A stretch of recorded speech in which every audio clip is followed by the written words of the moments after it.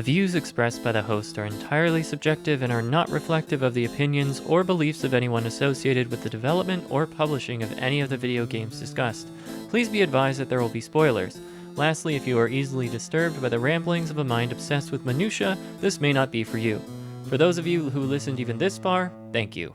Hello and welcome to the first episode of No Small Parts Voices from the Background, the podcast in which I thumb my figurative nose at all the protag-chons and protag-coons out there and obsess over the smallest details we can glean from the lesser characters in narrative-heavy video games. Join in the fun as I do some close reading and poke and prod at the very fabric of some of the most compelling stories known to the world of video gaming, all while considering as little of the input from each game's respective protagonist as possible. Yes, see how you like being relegated to the background for once. I will be your host, the Twilight Guardian, which is a name born out of my immense love for the .hack franchise, particularly .hack IMOQ. A little bit about me: I'm an English major nerd who loves to push video game narratives beyond their limits via intense scrutiny in order to answer questions that no one asked. If you enjoy nerding out over video game plots, we should be friends. I hope you all enjoy this episode and maybe even learn something new or get inspired to fall in love with a video game you've never played before. And if you'd like to suggest a game for me to look into in the near future, don't hesitate to email me or reach out on social media. As I do this for free and have a day job, it may be some time before I actually get around to your suggestion, but please don't mistake any delay on my part for a lack of interest. I always love hearing from folks about which video games mean the most to them and why. Now, without further ado, let's dive right in. Imagine, if you will, that your only remaining connection in this world, your brother, has been missing for a period of 2 weeks. With your mom long dead, your brother is the only person who has ever really been there to take care of you, especially in recent years. As a byproduct of necessity, the two of you may have even developed, some might say, an unhealthy attachment to one another, bonded by grief. To further solidify the bond, you're not sure precisely when it started happening, but you and your brother developed a strange ability to see things other people couldn't. And your brother was the only person you felt comfortable enough to open up to about this. Up until recently, you could always count on his stepping into that quasi-parent role for things like helping you get ready for school and making sure you had enough to eat. But just as abruptly as he found himself having to step into this role, suddenly he's gone. Just like everyone else in your life. Only his absence is a twisting knife in the old wound inflicted by your mom's untimely death. He said in the note he left that he was just going to investigate, that he was certain he'd find Mr. Takamine and everything would be okay. Would things have turned out differently had he not taken that dreadful camera? The very same that ended up being the proverbial nail in Mom's coffin? With the potential exception of a few creative liberties taken by yours truly, this is the emotional landscape of Fatal Frame's protagonist Miku Hinasaki as she crosses Himuro Mansion's threshold and nearly loses herself to the harrowing nightmare contained within. Though I have played through this game several times and even uploaded 2 playthroughs to my now languishing YouTube channel, as well as a review and a lore video, no, you have a problem. I wanted to take a different direction with this podcast episode, as well as with the future episodes I hope to make. For one, my podcast will only concern itself with amateur literary analysis, so there won't be any need to touch on things like gameplay mechanics or any of the other nitty-gritty elements of game design. This will be all about the story and how well it holds up to my intense scrutiny. And when I say amateur literary analysis, I'm mostly referring to the lack of scholarly research that will go into my podcast episodes. Perhaps a more precise word for this would be unacademic. I will still make arguments that I will attempt to substantiate via close reading, but with the very rare exception of excerpts from interviews I may come across, my primary means of evidence will come from in-game documents and lines of dialogue from the games themselves. And the other element that will elevate this to a radically different approach will be analysis that puts the lesser characters and not the protagonist under the microscope in order to determine what we can learn about the story by considering the game's plot from any other perspective but the protagonist. That's why I named my podcast what I did. Anyway, now that I've at least attempted to set expectations, let's get back to Fatal Frame. The primary objective of my analysis in today's episode will be to demonstrate how a close reading of Mafuyu, with a particular focus on his prologue portion, actually puts the fatal in Fatal Frame. By fatal, I mean that the plot of the game itself attempts to establish that Miku was destined to free the restless souls in Himuro Mansion from the malice that took over as a result of the calamity, and that there is nothing accidental about what brings both her and Mafuyu to Himuro Mansion in the first place. Rather, it is the very tides of fate powered by the Camera Obscura's influence that ferry the pair to this miasma of spectral activity. In order for the fate interpretation to hold water, crucially, it must be proven that our protagonist Miku finds herself in the position to resolve the calamity through circumstances independent of her own free will. To that end, I hope to persuade you that without the incredibly specific chain of events that precedes her arrival, it is highly unlikely that Miku would have ever shown up at the mansion's front door at all. And though I would prefer to not waste any time and get right into it, we should probably at least spend a little time on the protagonist before kicking her to the curb. Sorry, not sorry. Fatal Frame's protagonist Miku Hinasaki arrives at Himuro Mansion with only one goal in mind: to find her brother Mafuyu, who has been missing for a duration of 2 weeks. Though this mansion may be a point of fascination for many of the hapless folklorists who exist within the Fatal Frame universe, as far as we know, Miku has at best a very limited knowledge of this mansion's dark history and the rituals inextricably linked to it. And let's try to pinpoint to as best a degree of certainty as we can precisely how much prior knowledge she may indeed have. We know from Mafuyu's first note that Himuro Mansion and the tragedies that took place in and around it are part of the public consciousness based on the note saying, quote, "Because of incidents like these, nobody visits the mansion today and it lies in ruins," end quote. These lines indicate that the massacre of the original inhabitants, as well as the disappearance of a subsequent family who resided there at a later time, are common knowledge, or at the very least, these horrifying tragedies have left some kind of collective vague impression of foreboding, because people at least know to stay away. Moreover, we can and perhaps should speculate that Miku may have even heard Mafuyu mention the Himuro name prior to leaving it in the note for her when he actually embarks on his search for Mr. Takamine. Takamine being an additional name she may have even seen come up in connection with the mansion on the news around the time the author was first reported missing. But like most people in this universe, Miku would recognize the mansion as a place to stay away from and be potentially fascinated with from a distance. And more to the point, I'd argue that there's no reason to believe she knows much beyond this. I think this is an important point to make, in part because of what it reveals about Miku's lack of knowledge, but also what it reveals about her brother Mafuyu's comparative wealth of knowledge, though the limits of Mafuyu's knowledge we'll come to find out are just as important to this fate idea. Miku's lack of knowledge is primarily important because, had she possessed any specific prior knowledge beyond what would be considered common, we could start to doubt that it is indeed fate that brings her to the mansion's doorstep, because specific knowledge would give her an interest in the mansion outside of Mafuyu. Even though she does ultimately make the choice to go after Mafuyu, fate bestows upon her and Mafuyu their strong bond and drives Mafuyu to come to the mansion in the first place. We'll get there in a second, but first, let's consider Miku's opening lines. Quote, "I wonder how long it's been since my brother and I began to see things other people can't see. My big brother, he was so sweet and kind. He was the only one I could open up to about these visions. After our mother died, he was my only family," end quote.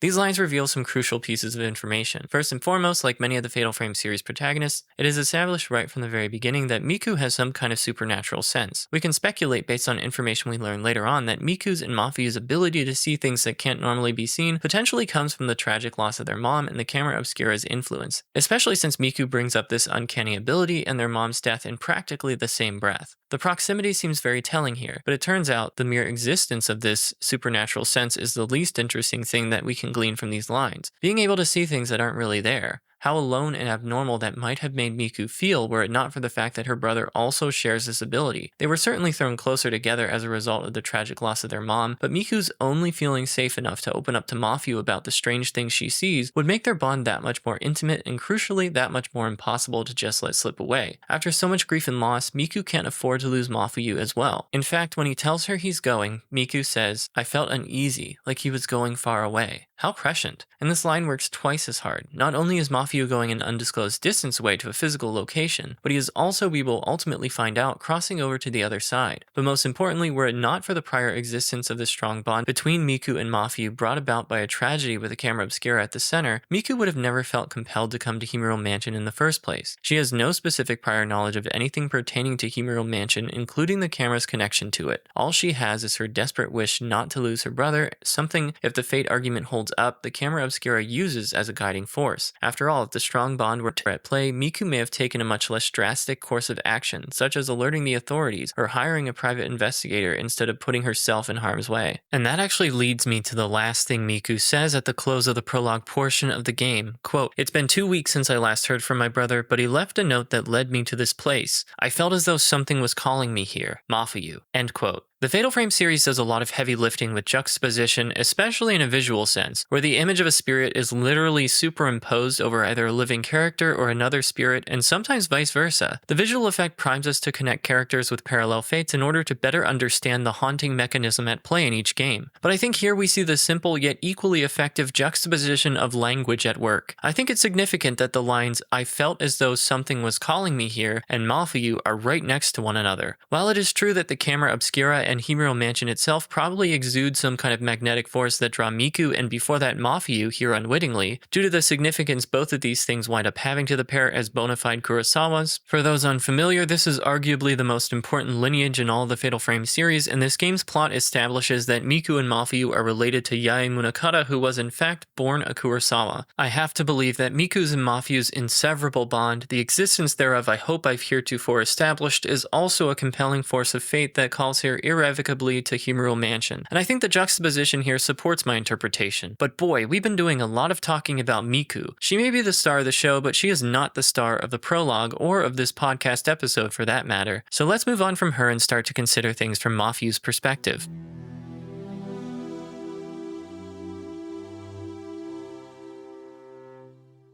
Mafuyu Hinasaki is a folklorist who aspires to a successful career like Mr. Takamine's. He looks up to this man and in fact feels indebted to him, so when the reputable author mysteriously disappears, of course Mafuyu would want to check it out. According to Miku's account at the beginning of the prologue, Mafuyu receives a lead concerning Mr. Takamine's potential whereabouts. He learns that the novelist was doing research on a new book. About this, Mafuyu says, quote, "The forbidden rituals of this area. It looks like Mr. Takamine was doing research into them. I wonder if his group is still here." End quote. Given that this is the latest information Mafuyu has on Mr. Takamine's whereabouts, he decides to go to Himuro Mansion himself. Though this chain of events contained in the prologue primarily serves as really solid justification for why Miku ultimately shows up at the mansion, I don't want to be too hasty in moving on from Mafuyu, even though the game encourages us to do just that. What do I mean by that? Well, Mafuyu is the prologue character who helps transition us into the game's main narrative and serves functionally as a means to provide Miku with sufficient and personally significant skin in the game. There are two big cues that prime our expectations to expediently move on from him and focus all our attention on Miku, and how the events in Himuro Mansion are more significant to her than they at first appear to be. For starters, the intro card for Mafuyu's portion of the game literally says, Himuro. Intro. That's honestly pretty cut and dry. Our second piece of evidence is the fact that the intro portion of the game is entirely in black and white. Once we take over as Miku, the game is in full color. The aesthetic choice signifies Mafuyu's apparently lesser role as the star of a mere flashback sequence. Moreover, as we finish up the prologue and take over as Miku, we are encouraged via the narrative thrust of the story itself to only consider Mafuyu from this point forward through Miku's perspective as a key ingredient to the conclusion, the object we must help her find in order to bring about a resolution to her original conflict. It's important to remember that the main conflicts of the plot is not finding a resolution to the original wound inflicted upon Kirie at Himuro Mansion, though this conflict will become inextricably linked to Miku's, one ultimately not being able to resolve without the other. But at the end of the day, Miku is an outsider and bears no relation to the Himuro family or the original tragedy that sparked the calamity, though we will learn she is a blood relation of the family who mysteriously disappeared as a result of both the Camera Obscura's influence and the calamity incessantly replaying itself within the walls of the mansion. Sure, she gets trapped in the nightmare, but she's just here to get her brother. In other words, the fact of Mafuyu's presence there and subsequent disappearance mainly serves to give us a protagonist with stakes that transcend the haunting mechanism itself. This is a really smart thing to do in horror that allows for excellent storytelling by giving us compelling characters that we take an interest in beyond hoping they survive whatever harrowing circumstances they find themselves in. But it also does produce the effect I've outlined above of literally pushing Mafuyu to the background. Despite that fact, we're still going to overanalyze Mafuyu because, again, though the game encourages us to move on from him and push him to the back of our minds as merely Miku's primary objective incarnate, I think there's still some digging here that's worth doing. To that end, dust off those shovels because we're about to get into it. And I think where we need to start is in our consideration of how Mafuyu's presence as the prologue character goes beyond merely paving the way for our true protagonist, because if we can't even make a persuasive argument for that, then we can't really hope to prove how a close reading of his prologue portion is integral to the overall fate argument. Yes, he's primarily here to pave the way for Miku, but a close reading should prove that there's a whole lot more going on here, and I think we oughta start with one pretty crucial distinction: what Mafuyu knows that Miku doesn't. As previously mentioned, it is through Mafuyu that we are introduced to the Camera Obscura and a significance to the Himuro Mansion, and while we are unsure of precisely how aware Mafuyu is of the strangling ritual or the calamity that befell any of the previous inhabitants of Himuro Mansion prior to his showing up at the front door, we can at least be certain that he knows more than Miku does. He is, after all, a folklorist who looks up to Mr. Takamine. He would know that there is something going on of a supernatural sort here, given Mr. Takamine's interest in the location. From Mafuyu's line referenced just a bit earlier, we at least can be certain he knows that there are forbidden, potentially dangerous rituals specific to the area, and Himuro Mansion is at the center of it all. In support of Mafuyu's having prior knowledge, his very first line in this game is, quote, "So this is Himuro Mansion," end quote. Though not much to go on, the line does imply at the very least recognition. And recognition beyond, "Yup, I've arrived. Thanks for guiding me safely and expediently to my destination, MapQuest." How do we know there's recognition here? When Miku picks up Mafuyu's notebook, the first note contained within it gives us our answer. But that happens after the conclusion of Mafuyu's portion of the game, and I think I'd like to embark on a fun exercise. Instead of just getting our answer from the in-game documents Miku can find, let's see if we can't arrive at the same conclusion through logical speculation rooted in observations from Mafuyu's prologue portion, and then justify our leaps and bounds with the hard evidence found after the prologue. If this exercise were to bear no fruit, there wouldn't be a point to having a Mafuyu-led prologue at all. In fact, introductory text and some cutscenes would suffice before just starting the game in Miku's driver's seat. The fact that the prologue portion exists at all in the manner that it does, one that we are meant to experience firsthand, indicates that a closer inspection should yield some insights. So let's take a look. As previously stated, Mafuyu is a folklorist. Mr. Takamine's last known whereabouts are at Himuro Mansion, a place he had taken some interest in as the subject of his next book, something Mafuyu would probably be aware of as someone who looks up to Mr. Takamine. Given this information, I can't believe that Mafuyu would show up to Himuro Mansion without having done some preliminary research of his own, even if just cursory in nature. It is not completely implausible that Mafuyu would have looked into what all took place at Himuro Mansion and why it has become such an infamous location. And here's why I believe Mafuyu knows a great deal more than Miku does prior to crossing the threshold. He brings the camera obscura with him. I don't think it wise to downplay the enormity of this decision. And there are actually two crucial revelations to be gleaned from Mafuyu's choice to bring the camera obscura along. What he knows about the camera itself, and what he knows about what went down at Himuro Mansion prior to first showing up. It's actually abundantly clear from the game's first ghost battle that Mafuyu knows a good deal about the camera's capabilities, especially given what he says after the battle concludes. Quote, "I captured a ghost with this camera.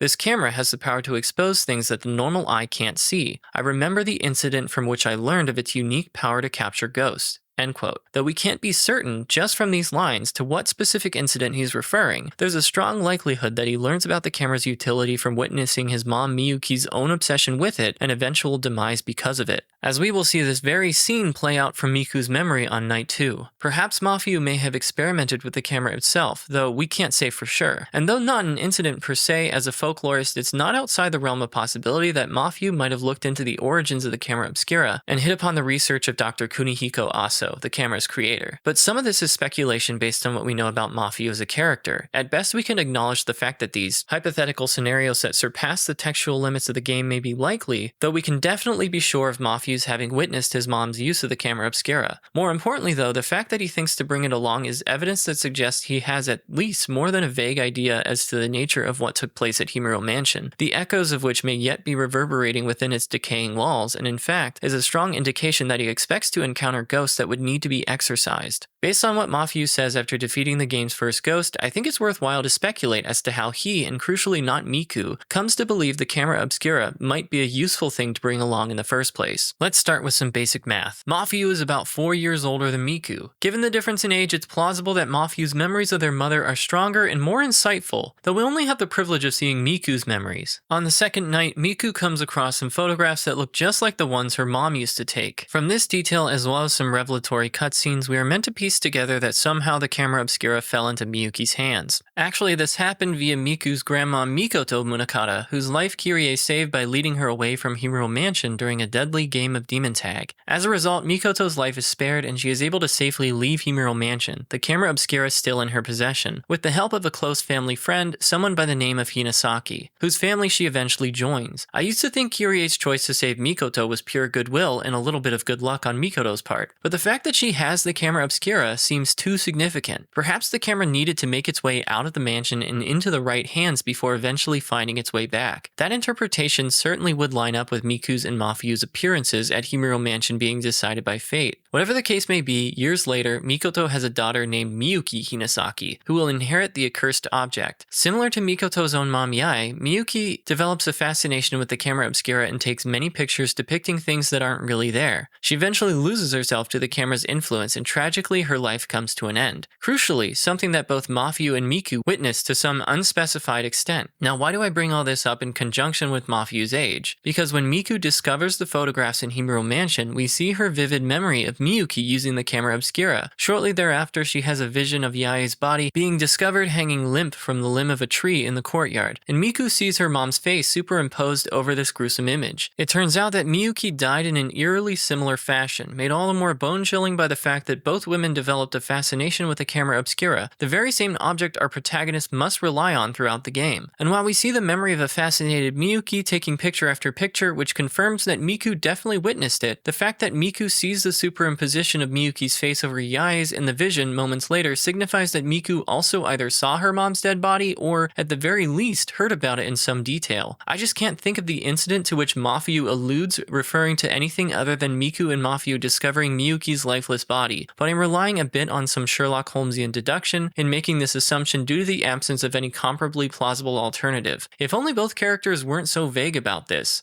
But wouldn't you be? It's entirely believable that their unconscious minds are just trying their best to repress the heart-wrenching memory of finding their mom like that. And while it is Miku's memory that we see, I think it's important that Mafuyu is 4 years older than his sister. It stands to reason that his memory of this incident would be more comprehensive given that his brain development was more advanced at the time. Though Miku might have been too young to piece together that this camera was making her mom act strangely, Mafuyu may have been more aware of this and how that might relate to its mysterious powers, especially given the fact that he admits to possessing a pretty substantial knowledge of the camera's capabilities during the prologue. His feelings toward the object would certainly be complicated, but these painful memories would also reinforce his notion of its potential utility at Himuro Mansion. As I would like to move on from this point, I'll leave it with this. The facts being what they are, we know that Mafuyu decided to bring the camera obscura along with him, which I think is significant in what it reveals about Mafuyu's knowledge of both the camera and Himuro Mansion. But consider, had Mafuyu not brought the camera, would Miku have thought to bring it with her? I'm not so sure she would have. And just like that, here's fate knocking at the door. Mafuyu had to be the one to bring the camera, and Miku had to be the one to follow. Fate couldn't just start with Miku, but instead needed to exploit Mafuyu's admiration for Mr. Takamine and his awareness of the camera obscura's utility in order to ensure that the camera made its way back to the mansion ahead of Miku's arrival. In protest, you might argue, well, couldn't fate have just given Miku all of that knowledge and awareness and not bothered with the spare at all? Perhaps, but as we continue on, I want to consider something related to our overarching inquiry. I think in our efforts to elevate Mafuyu's significance beyond a mere device to give our protagonist skin in the game, we now must grapple with the idea that Mafuyu had to come ahead of Miku. His role in Fate's overall design is not just the compelling force that gets Miku to the mansion. In other words, it couldn't have been anyone else to get Miku there because Mafuyu specifically is just as necessary as Miku is in resolving the calamity plaguing Himuro Mansion.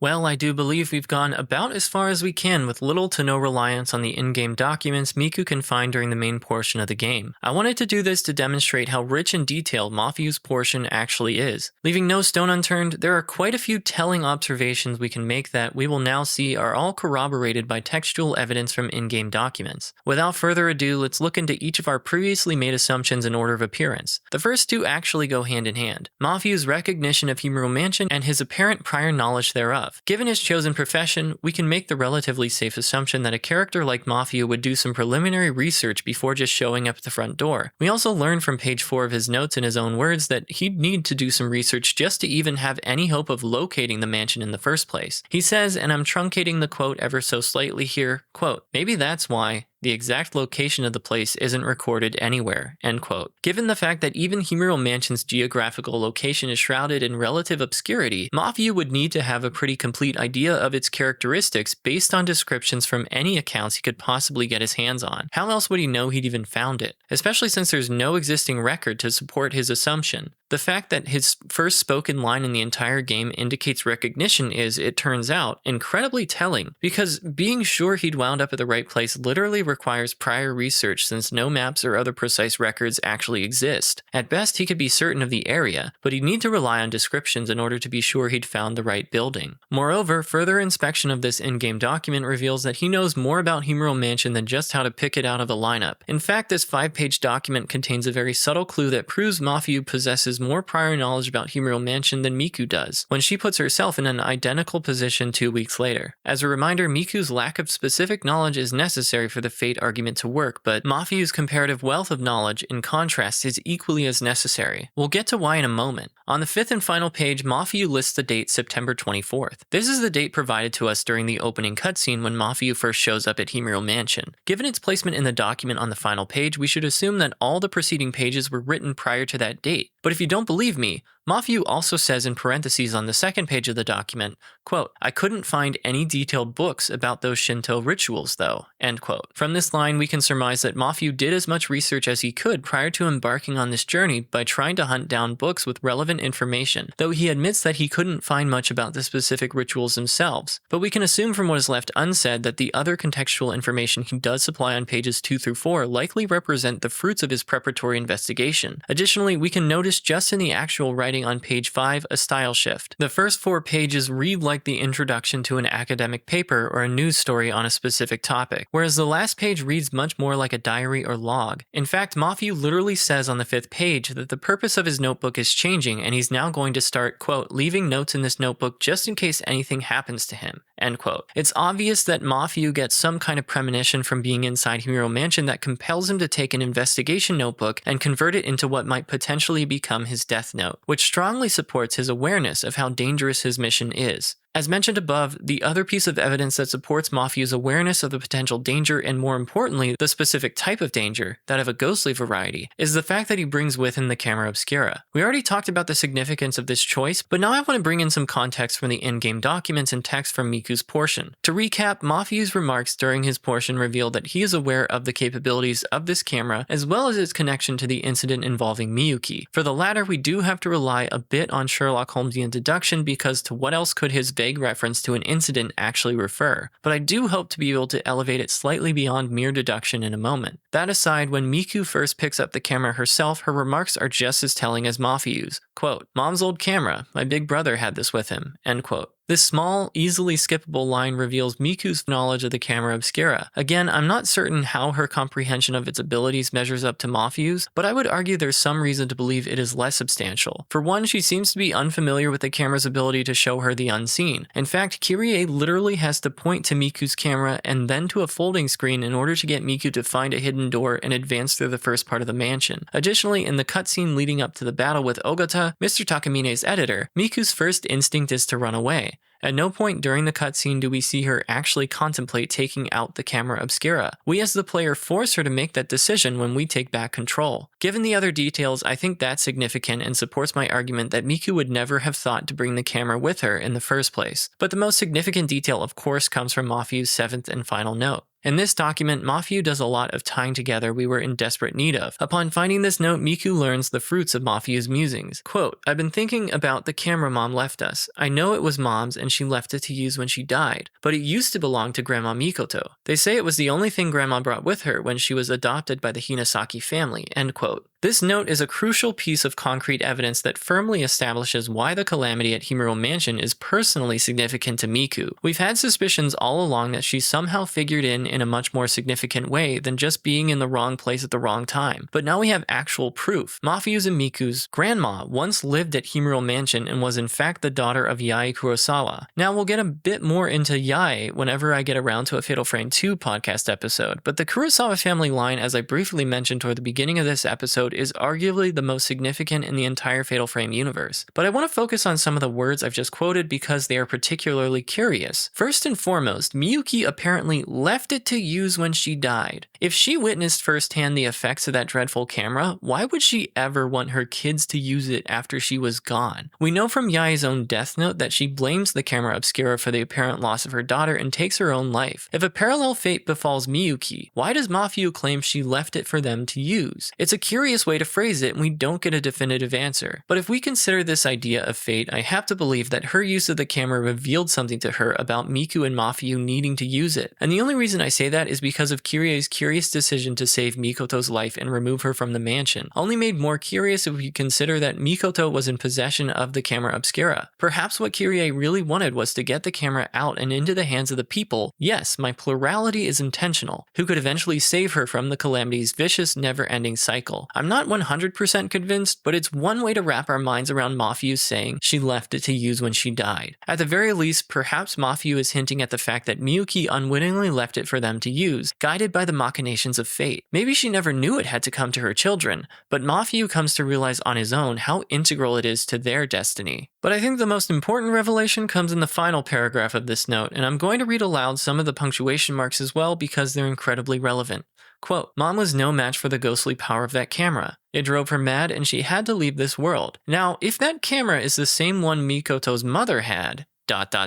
exclamation point. Anyway, I don't know all the specifics, but I'm pretty sure that camera is strongly connected to the curse on this mansion, end quote. In an unexpected turn of events, I actually find what this reveals about Mafuyu's lack of knowledge about the camera obscura to be the most interesting. We've established, both through his portion of the game as well as Miku's, that Mafuyu comes to Himuro Mansion with a substantial prior knowledge of the camera's abilities, as well as the nature of what is going down at Himuro Mansion. But here we come to understand the limits of that knowledge. Based on the wording of this paragraph and the stylistic choices like the use of ellipses immediately followed by an exclamation mark, I think we are meant to read this like Mafuyu is coming to this important realization while he's writing these very words. The realization being that his mom's camera and Mikoto's camera are one and the same, because the Mikoto he's reading about in the mansion and his grandma Mikoto are the same person. Worse yet, the camera he brought to Himuro Mansion had been there before and, in fact, most likely wanted to be brought back. Mafuyu knew it would be useful, but he could not have even begun to fathom the deep spiritual connection it actually had to this place.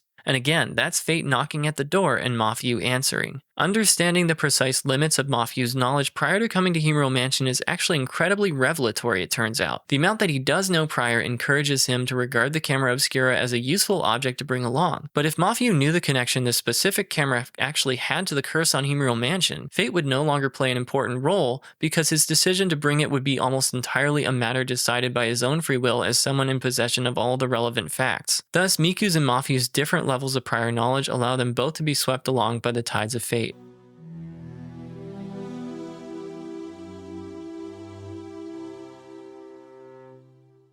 So why does any of this matter? Why am I so fixated on all of this being the machinations of fate?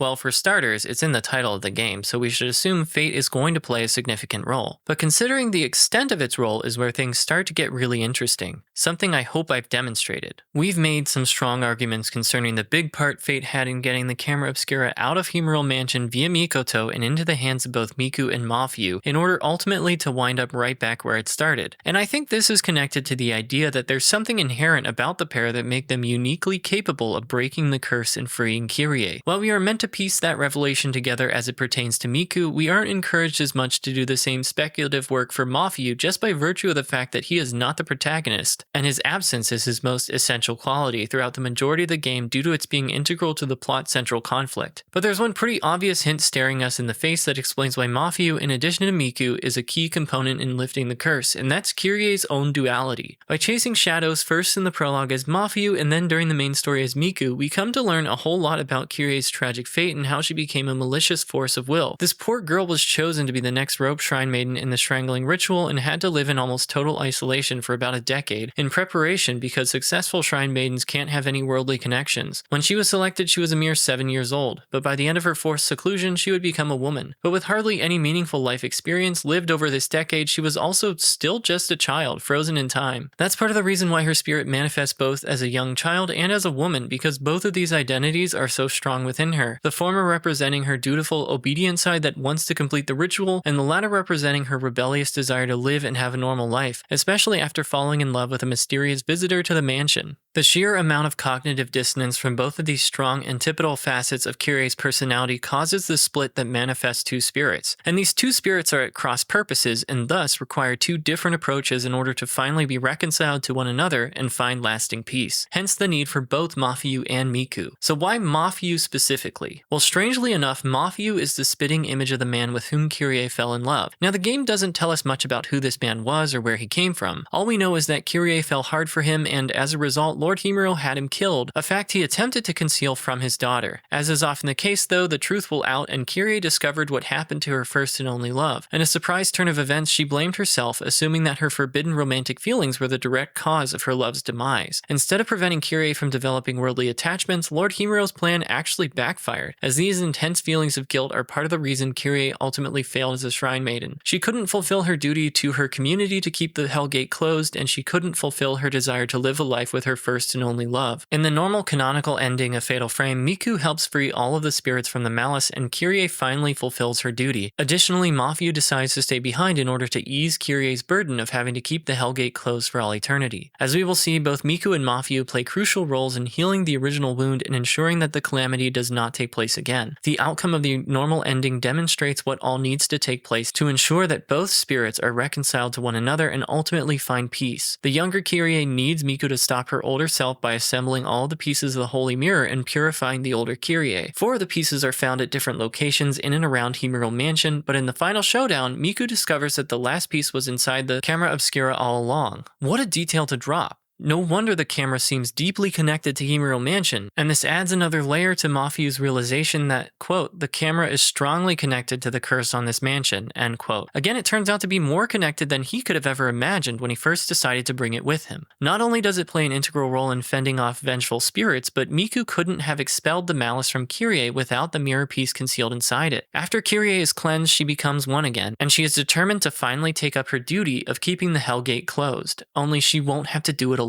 Whereas Miku needs to be the one to help Kyrie remember and fulfill her duty, Mafuyu needs to be the one to acknowledge her as the woman she has grown to be. Thus, they both had to be there, not just our protagonist Miku. The malice's hold over her finally broken, Kyrie at last has the resolve necessary to bind herself to the door that will seal up the Hell Gate. As she does this, she urges Miku and Mafuyu to get out while they still can, to which Mafuyu responds, quote, "But what about you?" end quote. That's different.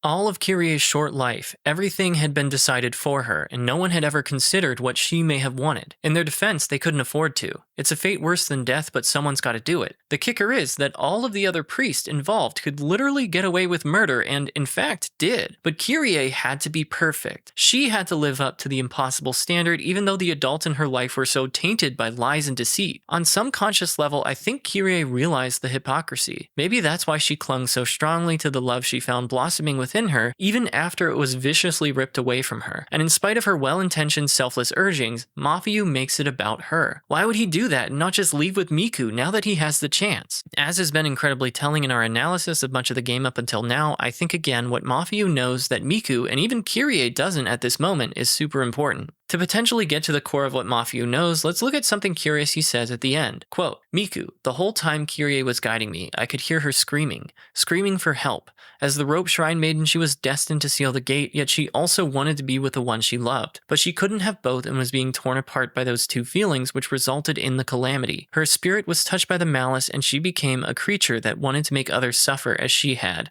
End quote. Let's look a little closer here. Mafuyu could hear Kyrie screaming, which is not something Miku hears, or if she does, the game doesn't make us aware of that fact. We know that after the incident, both Miku and Mafuyu developed this supernatural sense, but that doesn't de facto mean they hear and see the same things, meaning it's highly likely that Kyrie chooses to present herself two distinct ways to each of the Hinasaki siblings. Whereas Kyrie appeals to Miku as her child self and tries to help her understand the duty she needs to fulfill, she conveys her broken heart to Mafuyu. I don't think those screams for help are because of physical pain, though we do know there's a lot of that in store for the Rope Shrine Maiden. Again, notice the juxtaposition. Mafuyu references the fact that he heard Kyrie screaming for help, and then he mentions the internal conflict eating away at Kyrie of both wanting to fulfill her duty and wanting to be with the one she loved. One way to read this is that she failed because she wanted both. Essentially, her conflicted feelings contaminated her, resulting in her not being good enough to ward off the calamity. But I don't think Mafuyu's wording supports that interpretation, and here's why. She became a creature that wanted to make others suffer as she had. What exactly is the root of her suffering? Given that her sense of duty is still so strong that it literally caused her spirit to split in two, I'm not convinced that the fact that Kyrie also wanted to love this mystery man and was forbidden from doing so is the actual root, because that interpretation completely ignores the crimes committed by her father and her discovery of them. In other words, I don't think the mere presence of Kyrie's young love would have been a strong enough oppositional force on its own to justify the split. If Lord Himuro or any of the attending priests had sat her down and had an honest conversation, reminding her of her duty, perhaps she would have accepted her fate and none of this would have happened. But nobody did that.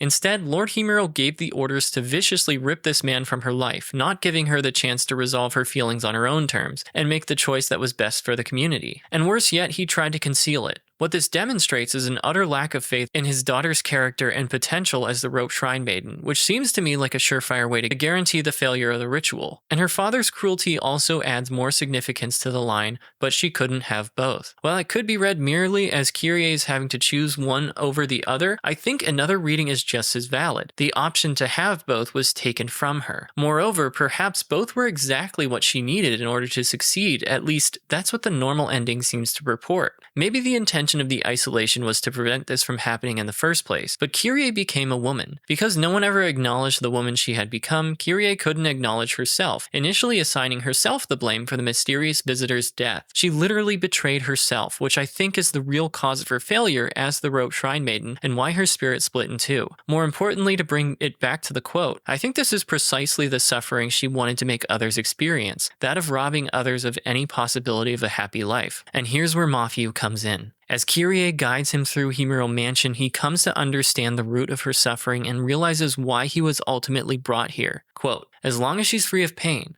as long as she's not left hopeless, I wish to be by her side. Miku, I now realize why I was brought here, and I will accept this destiny of mine. End quote. The younger version of Kyrie has been placated. Miku has seen to that. But whether right or wrong, Kyrie developed real feelings for her first and only love. The men in her life tried to forcibly remove the original cause, and Kyrie tried to ignore that facet of her identity. We saw how that originally worked out. Mafuyu sees now that both he and his sister share a part in the breaking of the curse. Kyrie finally faces up to her duty with as much resolve as she can muster, which is why the child Kyrie evaporates. But as she fastens herself to the door, it defiantly attempts to force itself open.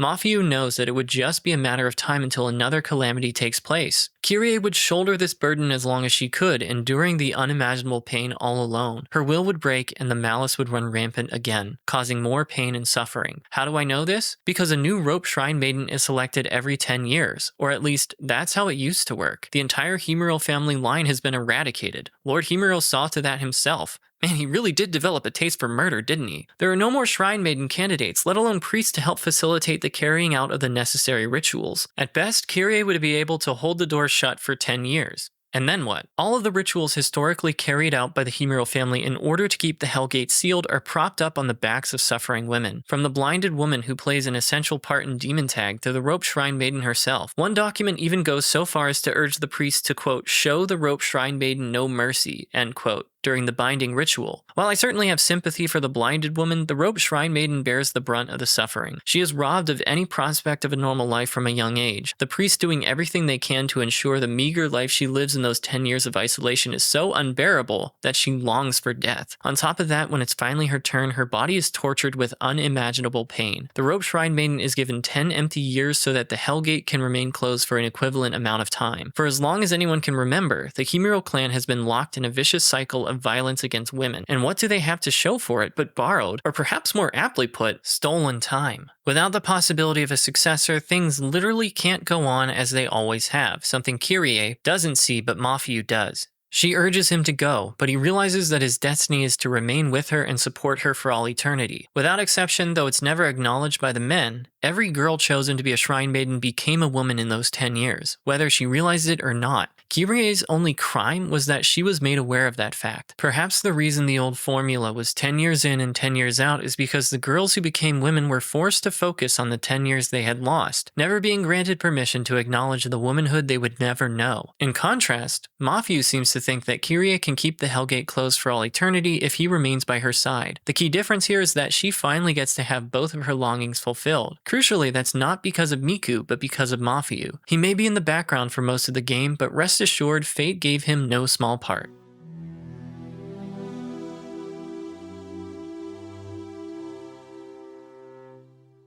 The good problem about Fatal Frame's incredibly rich story is that we could delve deeper into the past. We've explored how Miku and Mafuyu were destined to show up at Himuro Mansion in order to lift a century-and-a-half-old curse, but we could spend just as long following the thread of fate connecting Dr. Kunihiko Aso to Ryozo Munakata by way of Seijiro Makabe to Junsei Takamine. Heck, we could have a whole podcast episode entirely devoted to the Himuro family's specific ritual practices. We could consider so many contextual elements of this game's hauntingly beautiful plot with precious little input from its protagonist, and maybe we will in a future episode. But for now, we'll let the spirits rest and look elsewhere for the next episode of No Small Parts Voices from the Background. Stay tuned, and thanks for listening.